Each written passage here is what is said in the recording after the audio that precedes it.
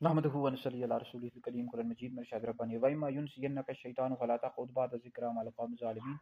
اور اگر شیطان تمہیں بلا دے تو یاد آنے کے بعد ظالموں کے پاس نہ بیٹھ۔ تو اس سے دو باتیں معلوم ہیں۔ ایک بات یہ معلوم ہے کہ ہندو، سکھ، مجوسی اور عیسائی، یہودی، ان کی جو مذہبی تہوار ہوتے ہیں ان میں شرکت کرنا مسلمان کو ہرگز بھی اجازت نہیں ہے۔ جو شرکت کرے گا اس کا لازم ہے کہ وہ توبہ کرے، تجدید ایمان کرے، تجدید نکاح کرے۔ کئی مسلمان ہیں بیچارے چلے جاتے ہیں ان کے میلوں میں، ان کے مذہبی تہواروں میں، تو ہرگز بھی مسلمان کو اجازت نہیں، ہندوؤں، سکھوں، مجوسیوں کے اور اسی طرح عیسائیوں، یہودیوں کے ہرگز بھی اجازت نہیں ہے۔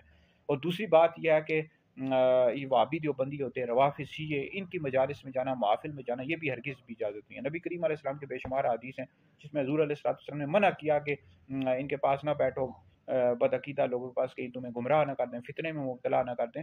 تو کئی لوگ ہیں جو وابیوں، دیوبندیوں اور روافضیوں کے مجالس میں جاتے ہیں، محافل میں جاتے ہیں، پھر گمراہ ہو جاتے ہیں۔ تو اہل سنت ہی جنتی جماعت ہے۔ اس حوالے سے مشکوٰۃ شریف میں حدیث موجود ہے کہ سواد اعظم کی تباہ کرو، جو اس سے علیحدہ ہوا دوزخ میں داخل ہوا۔ تو اہل سنت ہی جنتی جماعت ہے۔ حنفی، شافعی، مالکی، حنبلی اہل سنت ہیں۔ باقی جتنے بھی فرقے ہیں گمراہ بدین اور اہل سنت سے خارج ہیں۔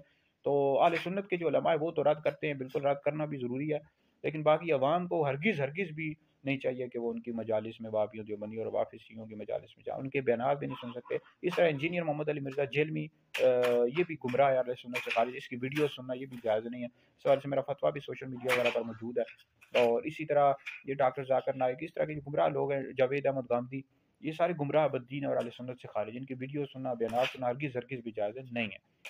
تو لہٰذا یہ ہے کہ جو گمراہ ہیں، وہابی، دیوبندی، روافض، ان کے ساتھ تعلقات رکھنا، میل جو رکھنا، اس سے آپ کا عقیدہ خراب ہو جائے گا۔ ہرگز بھی اجازت نہیں ہے ان کی مجالس میں جانا، محافل میں جانا۔